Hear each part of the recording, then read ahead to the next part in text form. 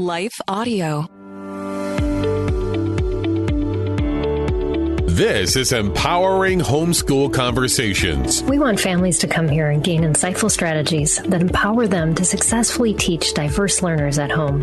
Hosted by founder and CEO of SPED Homeschool, Peggy Ployer. Our goal is that these powerful weekly conversations will boost your confidence to cultivate the best at-home learning environment for your student.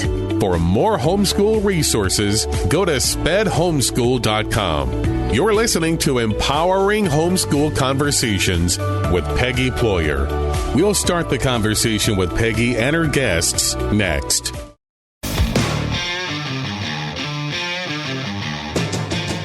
Hi, I'm Zach.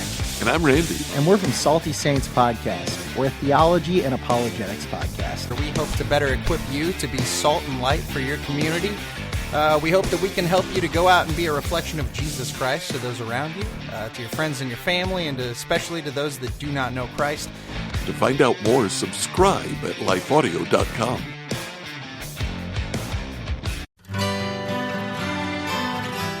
The Historical Jesus Podcast is the sweeping saga of the life and times of Galilean Jesus of Nazareth, as well as the faith, religion, and church founded to honor and disseminate his acts and teachings.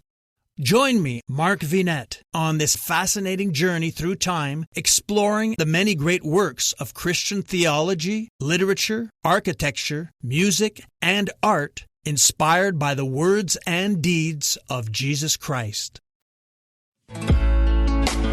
This is Empowering Homeschool Conversations, provided by SPED Homeschool, a nonprofit that empowers families to home educate diverse learners. To learn more, visit spedhomeschool.com. Here's Peggy Ployer. Today, we are going to talk about simple solutions for challenging child behavior. And my guest today is Lauren Spigelmyer, and she is an experienced educator, the executive director of the Behavior Hub, and a professor at the University of Pennsylvania, specializing in neurobiology and trauma-informed educational approaches. Her passion for children and whole health inspired her to open the Behavior Hub, a nonprofit with the goal of teaching people how to communicate and connect with each other and children in a more dignifying way. Welcome, Lauren. Glad to have you on the show. It's a pleasure to be here. Thank you for having me. Absolutely. We've been discussing this whole month behavior in a variety of different contexts, like sleep, which affects behavior, and learning struggles, just a variety of different approaches. But there are those challenges that we don't even know where they even stem from or even how to approach them. And so I love that this is our final conversation of the month, and just those challenges. And we've had some parents send in questions ahead of time, but just know if you are watching live with us that we would love for you to be part of the conversation as well. So if you have challenging behavior and you're like, I don't exactly know how to approach this, we would love to include that in our conversation today so that you can walk away just from this hour with some strategies that you can use. And we love that we have our guests on live so that you can get that help. Because I know a lot of you have some real struggles in even getting out of your homes and going to various places. And so we want to bring this information directly to you. So Lauren, I always love to start out my shows and asking my guests about why they're so passionate about the topic that we are discussing. And usually that is what spurs you on to do the work that you do. So I would love to hear more about that. Sure. Happy to share. So the work of the Behavior Hub, and then even the work at Penn, came from like the very first year in the classroom. Had quite a few students who identified as emotional support students. I had some gifted students. I had a class 25 students, third grade, just a range of needs. And what I was seeing is that there were some behaviors that came with some of these labels, and I expected them. I was very young and I didn't quite know how to respond to them as first year teaching, but I knew that how the district and the building was responding to them was something that I didn't align with. So when there was a misbehavior, and I would ask for the support of the office or whoever I needed to ask for support from, the result was just to pull the child out of the class and go sit him or her in the principal's office. And I thought, well, that's not really very helpful. And then the like secondary follow-up would be like, okay, we'll dismiss them from school. They'll be suspended, whatever it may be. And I kept seeing that across the next couple of years of like, students are pulled out. There's like no educational or remedial work. Then suspended. And just like, it was a repeating pattern. I thought that doesn't work for me. Like that just doesn't align with my values and what I feel about kids. And because I knew even at that young age that behaviors, there was something under it. They were communicating something, that it wasn't just a malicious choice to not listen and not behave, because that was disruptive to like their bonds in the classroom, which we all want to keep. We want friendships. We want a sense of belonging. Yeah. So if we were intentionally doing that, which they weren't, that would disrupt that. So I started to dig a little bit deeper. I started to read, research, take courses, talk to people. And that led me to understanding behavior from a whole new lens and kind of what's under behavior and then what to do in response, which led me to, I got to tell more people about this. Right. Absolutely. It's amazing how, just episodes like that or events in our lives that are just like those pivotal places and when you come to this realization, when you don't have what you need and you find it, it's like, I got to tell everybody about this. And that's amazing. Because I'm sure that you work with educators now on a regular basis who are in that same spot and 100%. Are able to come to you now for that information. And I love that you're sharing this with our homeschool community too, because a lot of parents like myself fell into this education profession, as you can say, I did for 19 years, not by choice, but it was because my child got basically kicked out of school.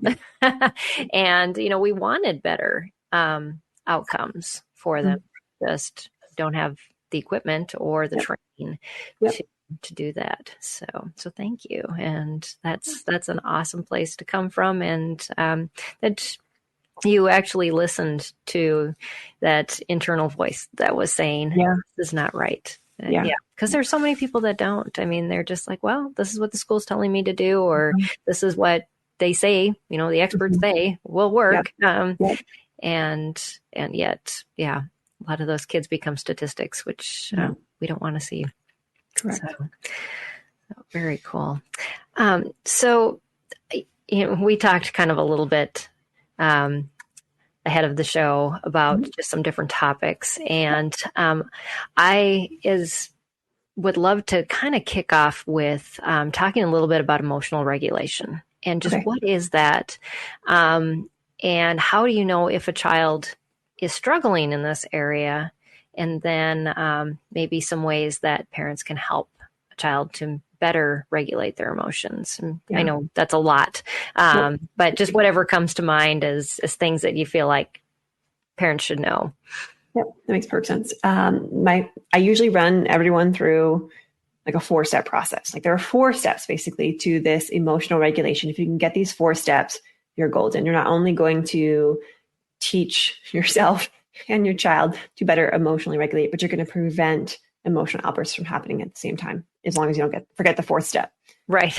So the first step is relatively simple. It's just in order to change our emotional state, we have to recognize that we are not in an emotional state we want to be in. So what I typically recommend is a bit of like categorization system. I try to gear my work a lot towards younger kids, like 2 to 8, and then I just modify it up for tweens and teens.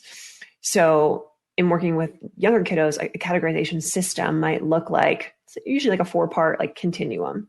So like I often use colored zones. So there's a blue zone, then a green zone, then a yellow zone, then a red zone. And each zone represents a series of emotions. So if you're blue, you're like, you're down on energy, you're low, you're tired, you're sick, you're sad. In the green, you're optimal functioning, you're focused, you're happy.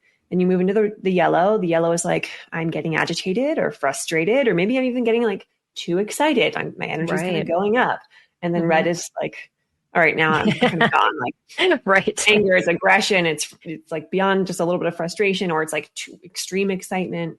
So typically we go through like a continuum of like those 4 emotions. And the thing I teach is like, that's normal and okay. Like even as adults, we go through those 4 colored zones. That's good to not wrong, convey. Bad to be in blue or yellow or red. Like you're not a bad kid because you land in the yellow or the red. I go into the yellow or the red. The purpose of this chart is not to tell you you are bad because you are here. The purpose of this chart is to help you see you have left the green zone. And anytime you leave the green zone, whether you go up in energy into that yellow or red, or you go down in energy to the blue, we need to do something to bring us back to the green. It's basically, in a nutshell, it's like nervous system reset, nervous system regulation, like recognize when you leave your happy zone, use something to come back into the green. And also simultaneously do things to prevent yourself from ever leaving the green. Do some strategies to keep yourself in the green. So you don't have to leave it. Right. Yeah, that's so important. And those are definitely things that even a child with low cognitive abilities can be taught how to express that, where they're at in that. So if you were just modified for teens, you would just change out maybe not colors, but something else that relates to them better that has 4 different categories, because you're basically going to go through those four stages or 4 zones of emotion. So if you get that foundation, that's where you can start to begin to recognize that your emotional state is not where you want it to be, and not like an optimal functioning. You leave logic and your emotions take over. So that's step 1, recognize kind of where you fall on this continuum. After a word from our sponsor, we'll dive back into this conversation. Hey, Ted, what do you want to do today? Well, Ashley, I've always got work to do, naps to take, but I have a better idea. How about we invite everyone to listen to the Team Us podcast? I love that idea. Let's do it right now. Hi, everyone. We're Ted and Ashley Slater, and we'd love for you to join us as we talk about teamwork in marriage. We share how grace, commitment, and cooperation can help couples live the everyday moments of marriage together. To listen, go to lifeaudio.com and search for Team Us. This is Empowering Homeschool Conversations, provided by SPED Homeschool. Go to spedhomeschool.com to get resources and support for teaching your unique learner at home. My step 2 is usually somewhat of an optional step. It's like sometimes in the energy of the moment, like in the space, like if we're talking like in a home setting, like wherever schoolwork is done or in school, like in a classroom, sometimes it's hard to regulate in that moment because the energy is so high. It's like you're in it. So what I recommend is creating a space in the home or the classroom or both that is like a chill space, a calm zone, a meditation space. Yes. I have one as a dog. I have a chair that's like near the window that has plants. There's a candle. So like a space that you can go to both reactively and preventatively to kind of reset, because it removes you from the energy of the moment. You like physically have to leave the space and come back. Right. Yeah. So it's a helpful tool. It's not like a consequence. It's not like time out. Like go sit in time out. It's very different. This is not something I force kids to do. I just give it to them as a tool. Like if you're feeling like you can't chill out here, you have the option to go in this space, and that might make you feel better because that space feels better. And then you come back when you're ready. We had a whole episode on how to create a calm down corner or space. And some kids won't need it. Like some can regulate in the moment on the spot. So that's why I say that's number 2 is a little bit optional because it's dependent on your own child. Right. But then step 3 is a big one is, okay, we recognize that we've left the green zone. If we're talking in colors, what do we do to get back? And that's where it's like, it's not always clear because what works for one child might not work for another. So if you're in that yellow or red zone, your energy is kind of up. So you might want to do something to bring energy back down. Versus if you're down in the blue zone, your energy is kind of down. You might need to do something to bring it back up. Right. So you would use very different strategies to both ends of the spectrum.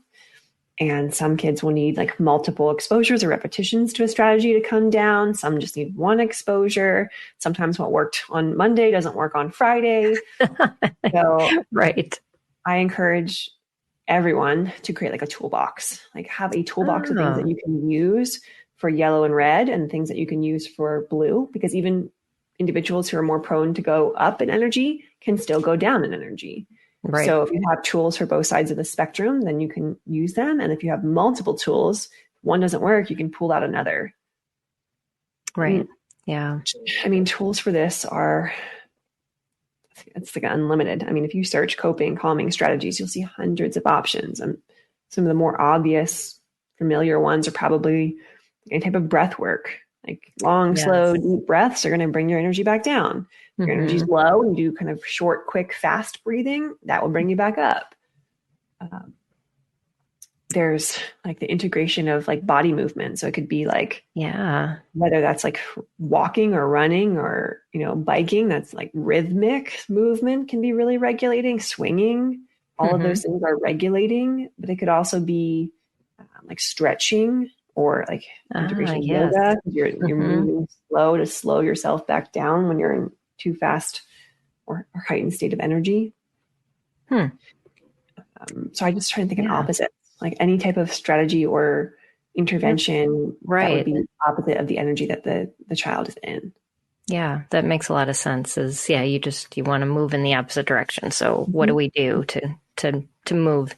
And I think as a visual, that's probably the best thing, because usually your state of mind is a little bit in a panic when your child's there, even with you in that almost that same state. Share it with them. So having prepared ahead of time, what are we going to do? So what strategies do we have so that you aren't having to think of them on the top of your head? And that's a good point. It's like when a child is in the red zone, their access to logic and reason is gone. Like literally they're parts of their brain that they would need to be able to listen, to calm down, or hear a strategy or use it's gone. So when they're that far into the emotional spectrum, at that point, I'm definitely not trying to teach them anything. Right. Or I'm not trying to use language to tell them to calm down.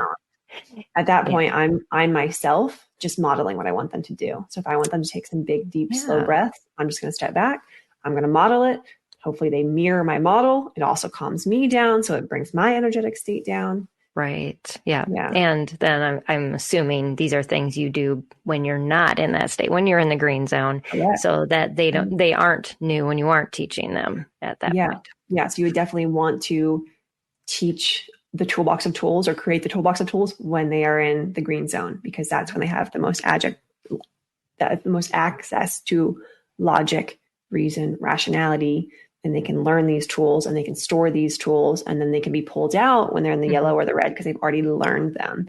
But you definitely can't try and teach them when they're in that elevated state. So I think that's the preventative work, is like teach them the strategies ahead of time, but also like, can you schedule breaks in your day where you use some of these strategies when they're already in the green zone? Like they haven't even left, they're not even showing signs. Right. But can we schedule breaks like every 15, 20 minutes maybe, or maybe even sooner than that, where we just utilize breath work. So that way we can keep ourselves from even leaving the green.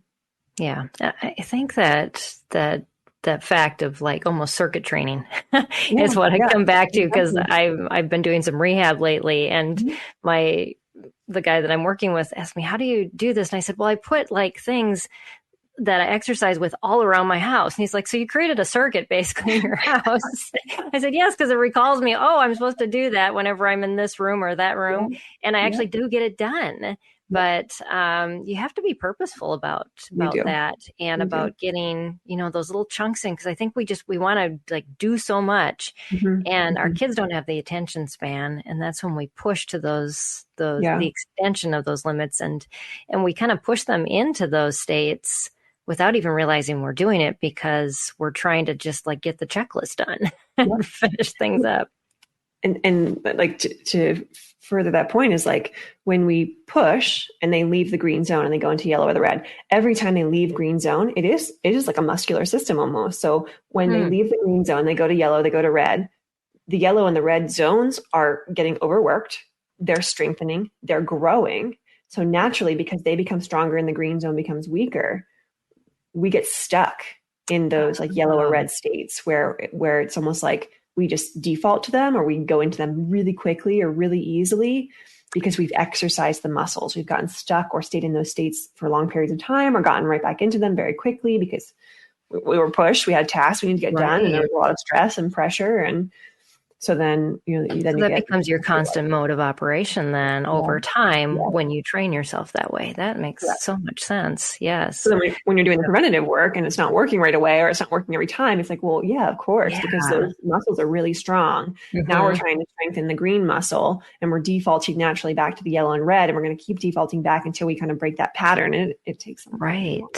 It does. Yes. Yeah. That makes a whole lot of sense. I've just never thought of it with, that emotional regulation so much as with more like body work. And that so much coincides with the nervous system because we were talking ahead of time when I learned how to reset my vagus nerve. I remember how I go right back into that fight or flight almost immediately. And now I don't have to do as much work anymore because my body's like, oh, this is where I'd rather be. So, and you've trained me how to be here. So can we talk a little bit about that and that nervous system regulation? How's that involved with behavior and also related to those emotional states? Yeah. I'm going to try and give you like a visual that's outside of this like colored spectrum. So when I teach the nervous system, I teach people there's almost like 3 boxes on top of each other.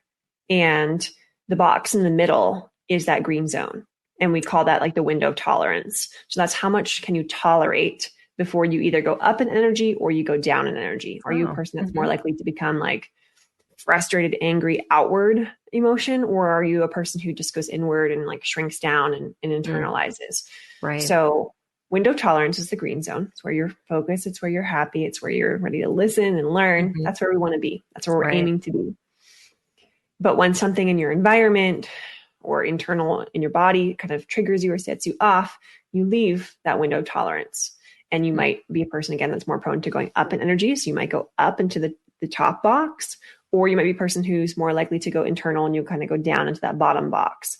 That makes sense. And you could be a person that goes into both. Sometimes you are a person who does go into the top, but sometimes you fall into the bottom. Like I almost think about it as like, someone going into the top box is like a more anxious prone person versus like someone that goes in the bottom box is a more depressive prone person. Right. That makes sense.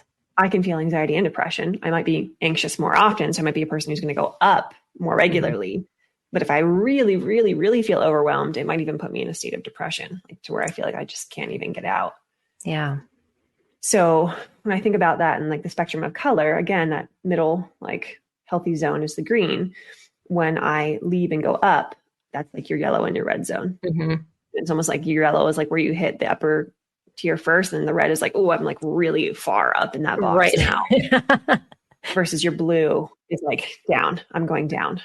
So the color system aligns perfectly to how we leave our zones in our nervous system and how we regulate and are dysregulated. You either go up, you go down. But the goal is always recognize when you've left that middle box, recognize when you've left that window of tolerance, and you've gone up or gone down, and then do something to get back as quickly as possible. The sooner you get back, the better you feel, but the more regulated you stay. Yeah. Yeah. So what are some strategies that parents can, I'm assuming it's pretty easy to tell when a child is out of regulation. Yeah. Especially as a parent, I think you recognize pretty quickly, like, that's not their normal or Right. Exactly. Not how they respond to that or like you're saying, we're going to go out, like their favorite place. And all of a sudden it's just not the same. Yeah. But so what can parents do then to help a child who has either gone too high or too low? And are they different or are they the same as far as techniques or strategies to use? Yeah. Lots of different things. I mean, I think in opposites. So if a child goes up out of the window of tolerance into the upper tier, I want to do something to bring their energy back down. But if they are really high, like I could also use something that is kind of higher energy to exhaust them. So there is like the idea of like, yes, I have heard of that movement like that. That's that's not like a down regulating thing, but it is if you do it long enough. It is if it exhausts you. So for the most part, I would say opposites. Like I would do something that calms them down, but I do think about too, like, can I use something to like an exhaustive point that's going to help them? Like movement is helpful. It's healthy. So for doing that could regulate them too. Yeah. If they're more likely to fall down in the bottom side of things, I typically want to do something to bring their energy back up. So I usually am doing something that's kind of more like upper. But you could do, it's a little bit of trial and error. It's like, does that upper really bring that person up or not? Do they need something that is more neutralized or kind of lower energy? I do a little bit of trial and error to see how students and how individual kids respond to different interventions. But I basically introduce them when they're inside that window of tolerance. I introduce them to lots of different strategies. So I do breath work. We do like rhythmic work. So like that walking, that swinging. We do like cross body, like work. We'll even do like organizing, cleaning, sorting. Because if your internal world is all disorganized, if I externally organize, it's going to internally organize me. Like my mind is going to reflect the action I'm doing. So I might do that. But it could be something as simple as like water exposure, like drinking water, hearing water, seeing water, touching water. Like water is very soothing, very calming. It could be a step outside and just getting some fresh air, whether it's hot air, cold air, whatever. Just a boost of fresh air can just reset you back down. I do a lot of progressive muscle relaxation, which is like a big term for, we just tense up our muscles really tight. We hold that tension and then we release. So like a really simple one that I'm teaching my 15-month-old right now, because he's starting to get to the age where when you take something away from him, it's absolutely. Like, okay, we got to teach you the right way to be angry, because tossing this banana across the table is not going to work. So like in doing that, I won't necessarily like explain to him why we're doing all the terms. I'm just modifying for him. So I'm like, okay, when you're angry, I'm like, we can squeeze lemons, and we just squeeze our hands really, really tight. And I go, ugh, I squeeze and I hold it and then I let go. For older kids, you might squeeze and hold it for like 5 seconds, 10 seconds. And then you might do it again and squeeze and hold again. But I'm isolating a part of my body with muscles and I'm tensing up those muscles and I'm holding them and then I'm letting go. I mean, you could do it with like your jaw, like pretend you're biting a carrot, like, and then let go. Your dentist might not like that, but yes. Your dentist probably would not. Maybe bite on something that is between your teeth. Yeah. But I mean, any part of your body, your abdominal, your feet, your glutes, anything can be kind of isolated, squeezed, hold tight, let go. Okay. So is it right in saying that the nervous system is kind of the precursor to the emotional regulation? Yeah, so if the nervous system all in alignment through some sort of technique, that the emotion that's coming out is going to follow. It's all connected. So if you can get your nervous system back into it, like orientation and neutralized, your emotional system is going to be like, okay, my nervous system said it's all okay here and I can calm down. So my emotional brain can let go and shut off and my logic can come back online again. Right. So I mean, it's all interconnected body systems. And if you can do an act that tells your nervous system it's okay, come back down, then your nervous system communicates with other systems, and then your body just all collectively re-enters like an equilibrium state. Yeah. Can we touch a little bit on trauma? Because I know trauma affects the nervous system, and then of course emotions sometimes hijack a child that has had a traumatic experience. And I know a lot of people in our community have kids that are either adopted or have been through some kind of trauma that led to them to homeschool, whether it was medical trauma. I know we have a lot of questions usually about that, or other things through a disability and services they have had that just did not serve them well.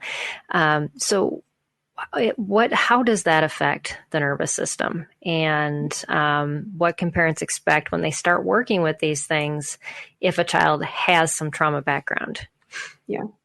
And just before we bump into this category, the steps to this, like emotional regulations, like categorization, possibly create a calm zone, teach a toolbox of tools, teach coping strategies. Right. Before I didn't go into, but I think we're going to maybe bring that back up with possibly one of the questions later.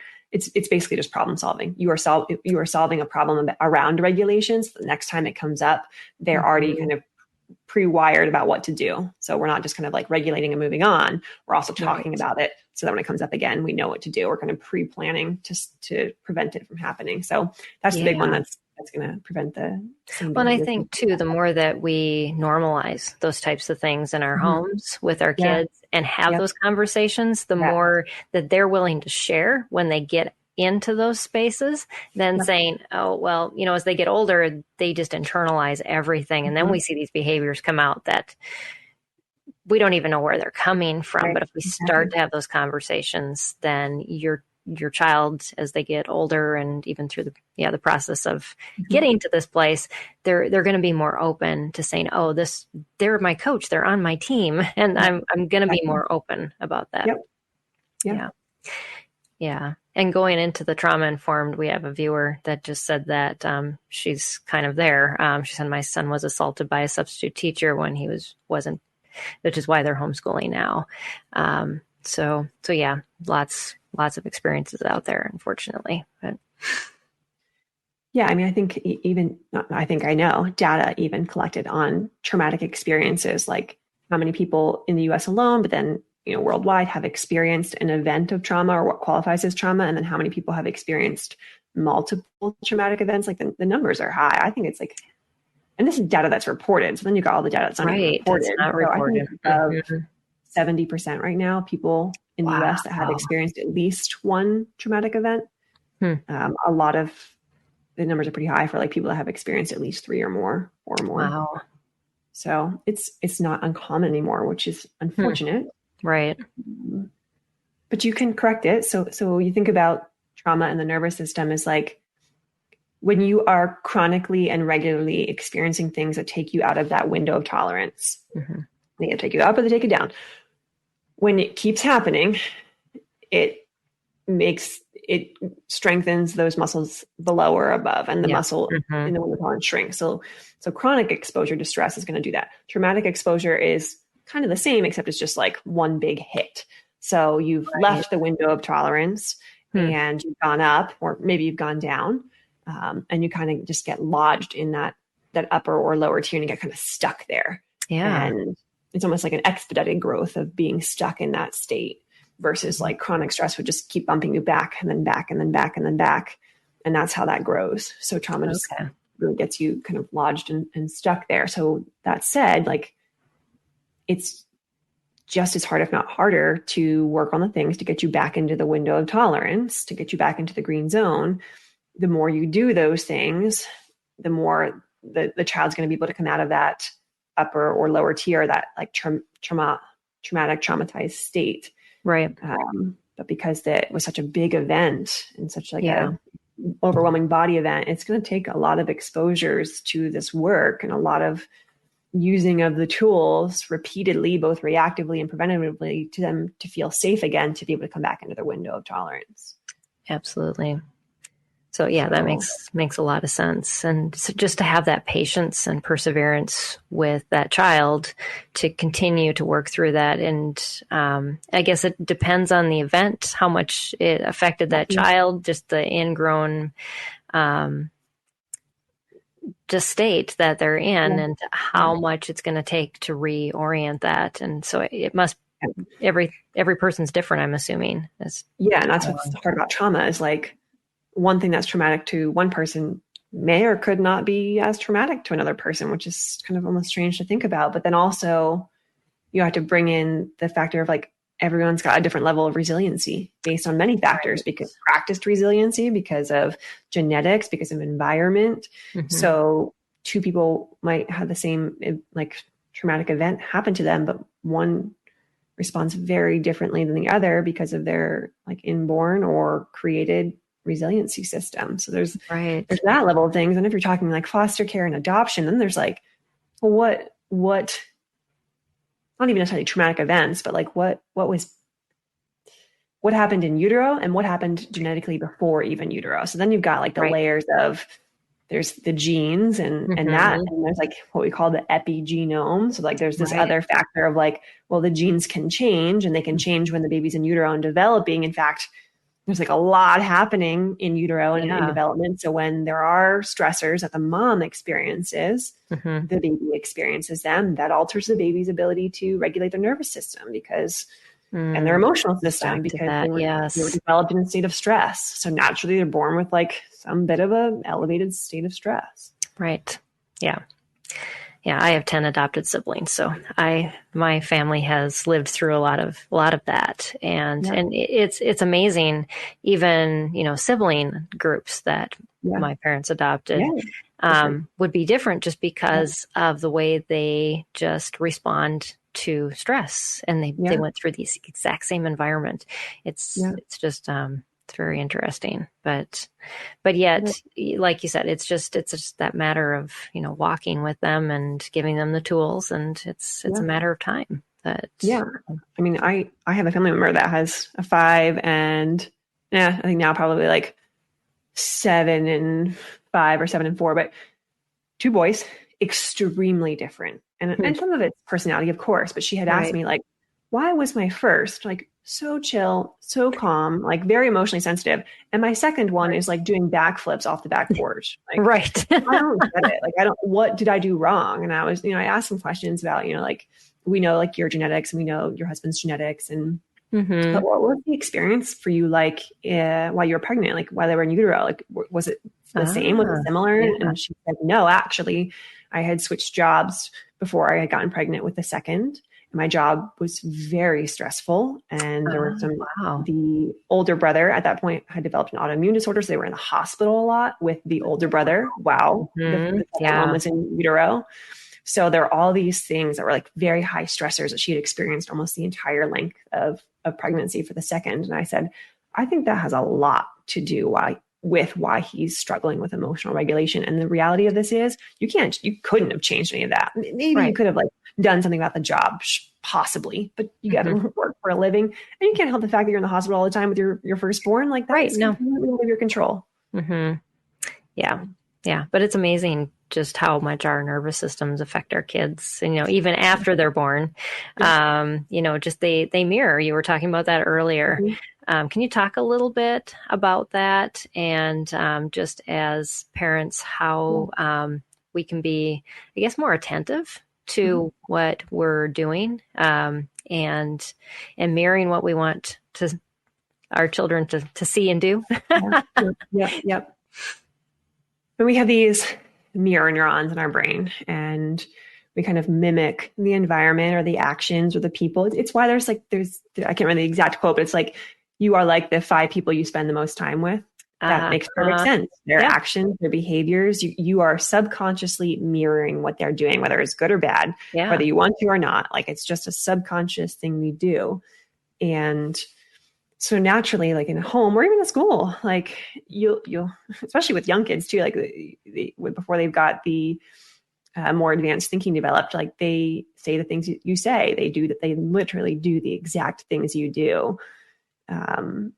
And we have to be very careful at that stage because they're picking up everything that we're doing. Absolutely. I tell people, your outer voice becomes a child's inner voice. So your outward actions, your outward words become a child's inner words, and then start the actions that they then bring outward. So whatever you're doing outwardly in front of them, that's what they're internalizing. And that's what's going to come back up and come back out for them.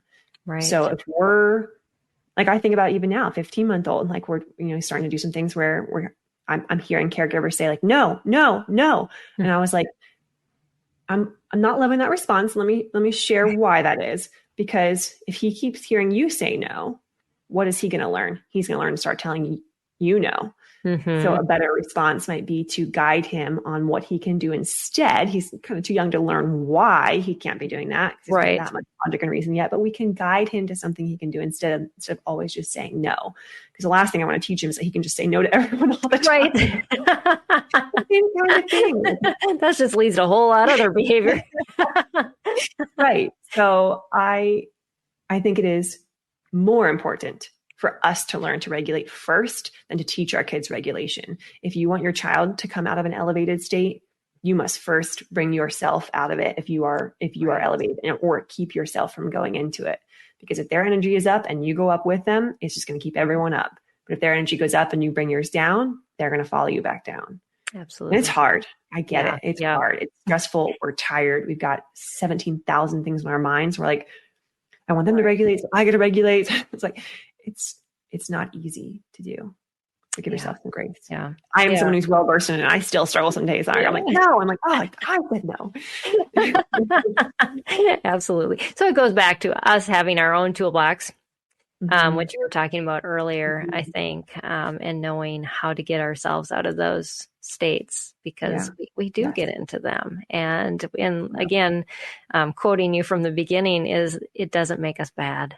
It's just, those are the things that we, as humans, we have emotions, and we just have to know how to not react on those emotions. We instead how to just regulate them and bring ourselves back into a place where we can logically think, because there is no amount of logic usually when you hit the extent of those zones. Correct. Yeah. We're not born with like the ability to regulate emotions. Like that's just not something that we naturally do well. To some extent, we can do it a little bit naturally, but it's more of a learned skill. So if you were raised in a family system or a family environment where those skills weren't modeled or explicitly taught, naturally you develop into an adult who may not be strong in that area. And that's not really your fault. I mean, yes, you can do some work to improve it, but if you're an adult now raising kids and you're like, oh, I'm struggling to regulate, give yourself some grace, because you didn't have the tool set from your early childhood yourself. So now you're having to learn it as an adult. That's not easy either. Yeah, absolutely. So that kind of leads us into just respectful communication, just being able to communicate with our children and other people around us, teaching our children how to communicate. What can we do to just help facilitate those discussions in a way that is understanding that we all fail. We all are working on this in a loving and respectful way. Yeah. I'm going to talk about problem solving a little bit here. But before I talk about problem solving, I just want to, there's some good resources, like for communication specifically, like Wendy Mogul writes a book called Voice Lessons. Okay. I believe his name is link to that in Wendy Mogul. Another really good communication person. I think it's Haim Ginott, HaimGinott.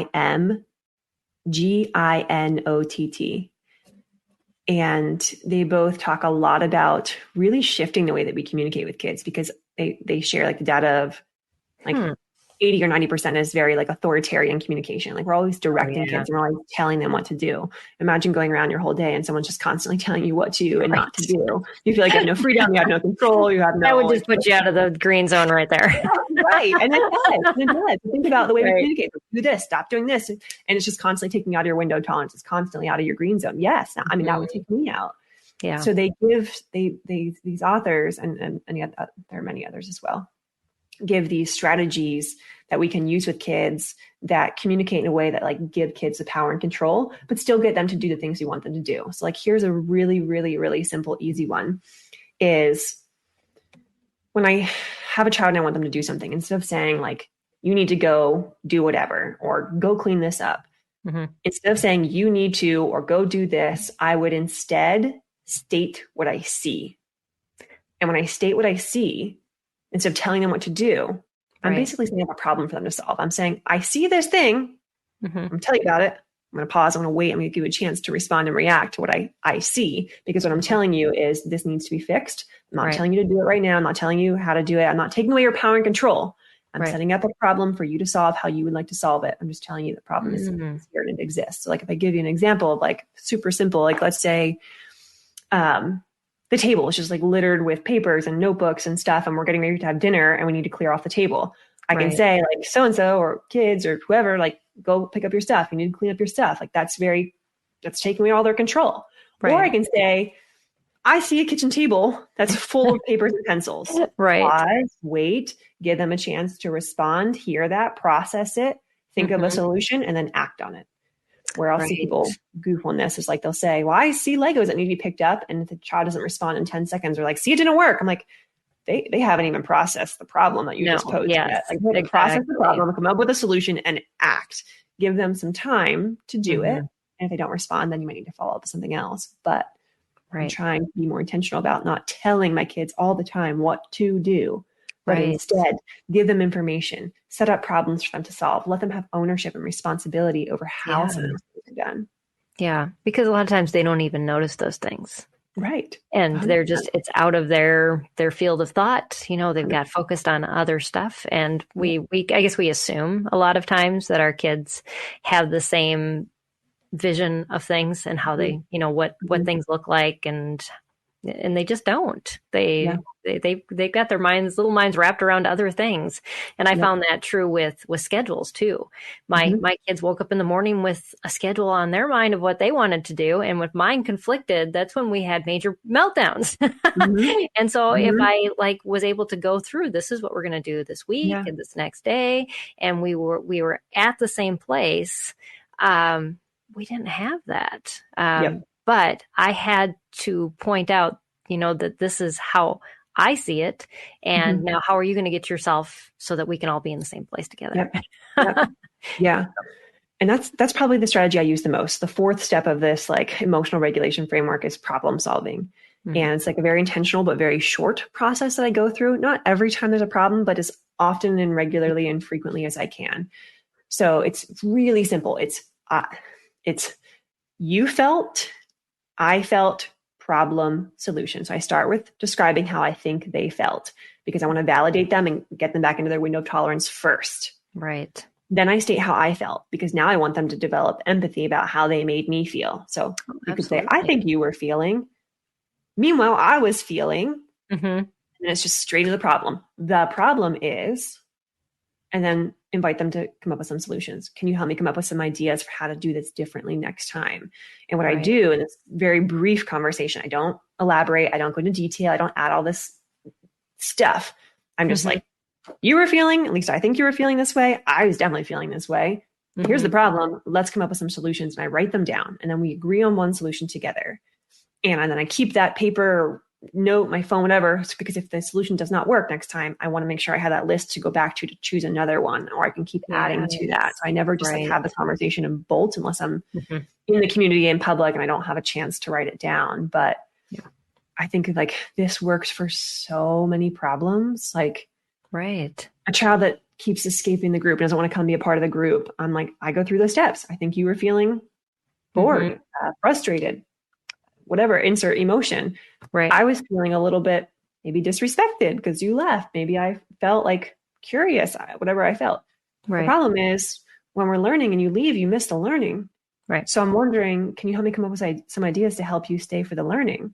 Right. And invite them to come up with some ideas. And I might learn a lot about why they are leaving versus what I think is why they have left. And come up with some solutions. They have ownership. They have control. They might even come up with a great idea, and often do. We choose it, we use it, we go on, problem solved. Yeah. Yeah. No, that's really good, because it's so easy. And I think it's just kind of maybe how most of us were raised is just do this. It wasn't about let's come to an understanding. Let's be respectful.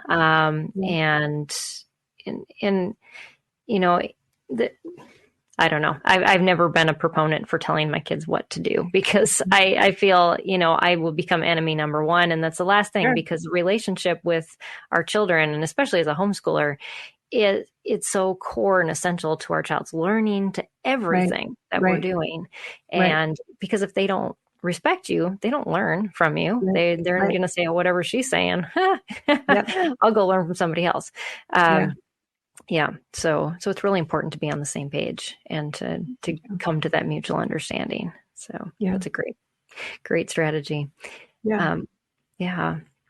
So we had a couple questions come in from viewers previous to the discussion, and I want to pick those. Sorry, my screen is going on and off. So if I'm looking over to the side, I have to look at my secondary screen here. But we had one mom with a teen, and she said, my challenge is with, and she was saying it was like a 13-year-old daughter, not listening or following consequences for behavior that we see as dangerous. When we give her boundaries, she gets incredibly defiant. Please help. This is a perfect situation where I would implement that problem-solving conversation, because I'm looking at this, I'm okay, you're issuing consequences, taking away control. Okay, you're setting boundaries. My guess is, I don't know for sure, but maybe you've set the boundaries for her. She wasn't included in the boundary setting. So taking away control again. So you've got a double dose of taking away control. for an age group of a child who does not like their control taken away. Teens trying to take away their control at all. Like, look at them the wrong way. Like, you're taking away their control. And it's like, it triggers them to the green zone. So you have to be mindful of like your age group and then some of the strategies that you're using. So for me, like I want my child to know I trust him or her. And by doing so, I'm going to work with them to set boundaries. Like, I'm going to have a problem solving conversation and say like, I'd like to hear what you think is an appropriate boundary. I'd like to hear why you think that's inappropriate. I'd like to hear why you think my boundary is not appropriate. And I actually hear them. And then 2, I'm thinking about like, I want to go through those problem solving steps. Like, when you do this behavior, you're likely feeling this way.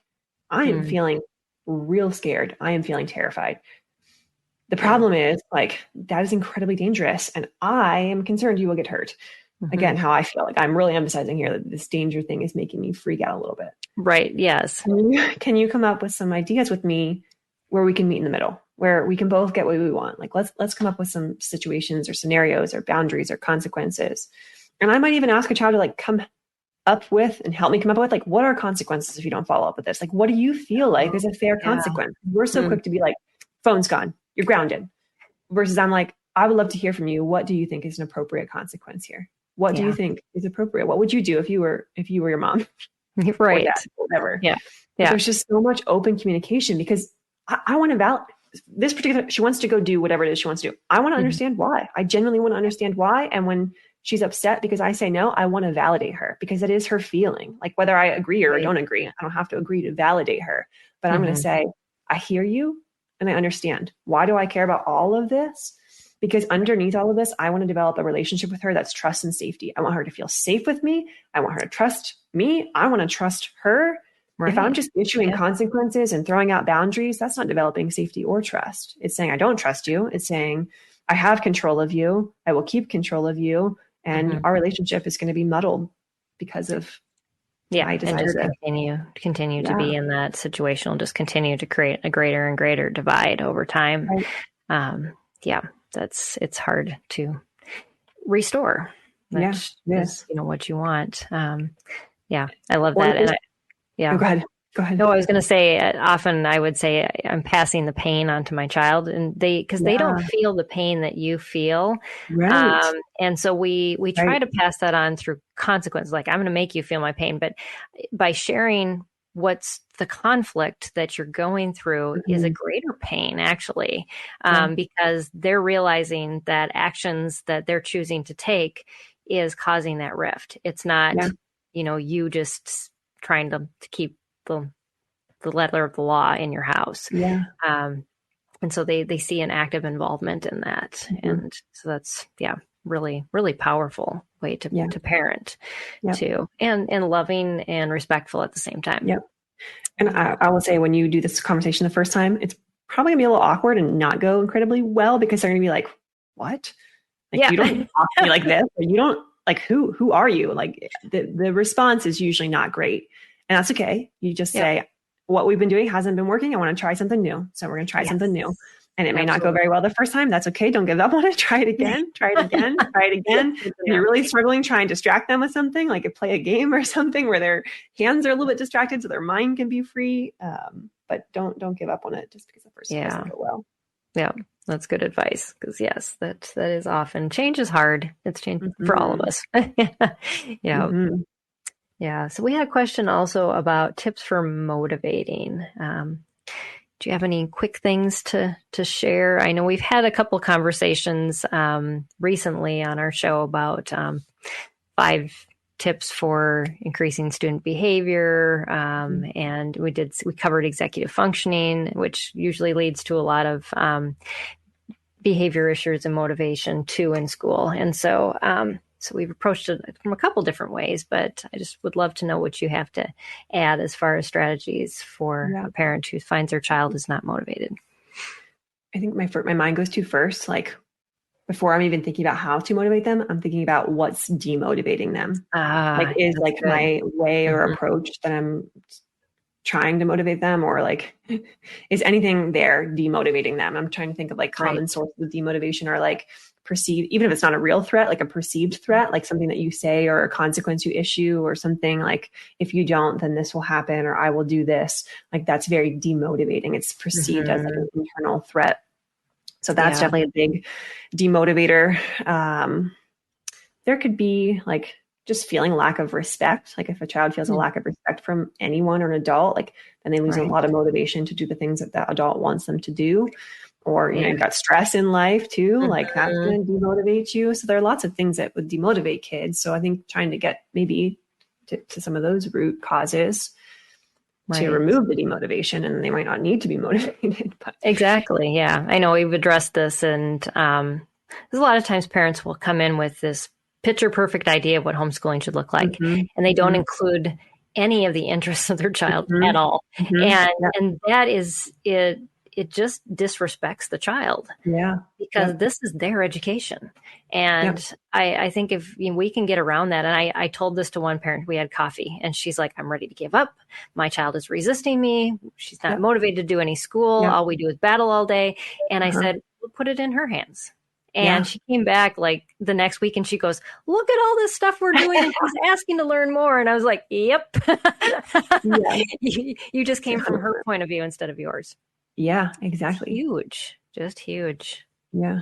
I think if I'm giving like top 3 motivators I use or teach people to use, like in our brain-based design, is like get kids in the right emotional state. If they're like in a slouched over, like not awake, not alert, they're not in the green zone. If they're in that blue zone and they're just not in a state ready to learn, I'm not going to start trying to learn. Or teach or any of that. I'm going to get them in the right state. So my first motivational thing is like get kids in the right state. Yeah. Second thing is like novelty is really helpful. So can you bring in novelty, a new way of doing things, a new way of presenting? Like when we had this whole pandemic thing and everyone was teaching online, a lot of kids lost like attendance. There was no accountability. So I remember one teacher put on like one of those blow up dino suits and he taught on the screen and I was like, oh my gosh, novelty. Like what? Right. Oh, what a smart way to get kids motivated to come online to see him, to learn. That was good. Yeah. So emotional states, novelty. And I would say like 2 more, movement and choice, like get them moving, like throughout, just don't have them sit in a chair and learn, or sit in a seat and learn, like get them moving to different places. Movement gets blood flowing, oxygen to the brain. We think more clearly. And then choice, freedom of choice around, just gives kids a lot more motivation. So choice, movement, novelty, emotional states. Yeah, absolutely. And I think that answers really this last question Jenny had asked too, about how do I help my child with learning disabilities have a good attitude about trying her best to learn. I think that just copies that same thing. And you could, this is a great brainstorming conversation too, is like, I think you are feeling defeated. I'm feeling like I'm feeling sad with you.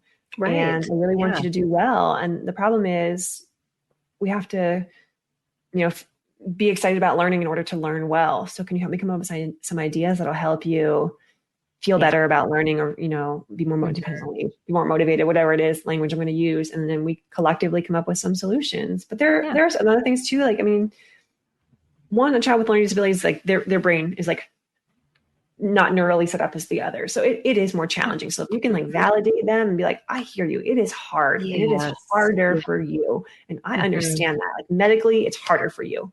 Yeah. And I really want to help you. It's like, help me help you. And then praise, positive affirmations, like speaking kind words. Like I know those things sound a little like woo woo and like, but when your brain sees them and when they hear them, it changes your neural makeup. And for someone who's already got a neural makeup against them for learning, if you can do things to improve that neural makeup, it's going to get easier. Yeah. Yeah. I had many of those discussions. My oldest was diagnosed on the spectrum, and we, talked about just, emotional regulation and his anger and said, this is something that you are struggling with and you probably will struggle with more than other people. But, then we put it on the other side. But your ability to do tasks with nothing distracting you and, that is, you've got everybody beat. And, you turn it into what are the positives coming out of this too? Don't just look at the negatives, and there's always something. So study your student, definitely learn what those are. So I would love you to talk a little bit about your website, the Behavior Hub, and what families can find there, so that they know how to connect with you and to get more of your information. Happy to. So on the Behavior Hub, I think the best places to go are, there's a podcast page and there's a blog page, and it's just free, very short resources. Like most podcast episodes are under 20 minutes, most around 10, 15, but they go into all these categories like emotional regulation, nervous system, like what's underneath the behavior, how do we motivate our students, like all of that's in there for you. And it's a great resource. And as far as like the work I do outside of like putting up those free resources, it's like, if it's a good fit, I will work with schools, I will work with families and do like short-term coaching to help them learn some of these things and make them habits and get to where they want to get to on a short-term basis. Awesome. Well, that's great. And so if you're listening, it's thebehaviorhub.com. Of course, you see it on the screen if you're watching. And I'll have all of the links specifically to the podcast and the blog in the notes on both of those resources, so that you can just click on them instead of trying to figure out the URLs. So it's always easier that way. And thank you so much, Lauren. This has been such an insightful conversation and really a good wrap up to our discussion this month on behaviors, and of course, challenging behaviors. They just kind of throw us for a loop. But I think you did a really good job of helping us to understand and really look at it from a much more doable perspective as far as parenting goes, versus this vague unknown that we sometimes look at behavior as. It's like, where do I even start? Yeah. So, yeah. Well, it's a pleasure. And thank you for inviting me to be a part of this. Yeah. So definitely check out thebehaviorhub.com. And this wraps up our month of talking on behavior, but we would love for you to join us again on Empowering Homeschool Conversations. We're going to be headed into the next month on different ways you can extend out your learning. And we're going to start our next episode by talking about ways to include grandparents in at-home learning. Some of you even have grandparents who are living in your home.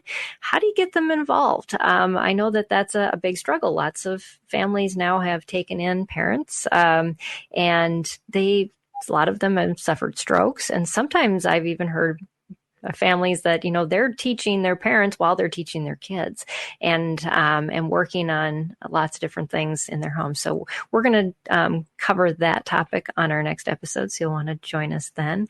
Thanks again, Lauren. Appreciate your time. And thank you all for joining us. We will see you again for our next episode right here. And until then, God bless and take care, everybody. We'll see you then. I want to take just a second to thank the team at Life Audio for their partnership with us on this podcast. If you go to lifeaudio.com, you'll find dozens of other faith-centered podcasts in their network. They've got shows about prayer, Bible study, parenting, and more. This has been Empowering Homeschool Conversations with Peggy Ployer. Hey everybody, I'm Dale. And I'm Tamara. We're hosts of the Kainos Project podcast, where we help you tackle ancient Christian truths in an everyday settings. To learn more and subscribe, go to lifeaudio.com.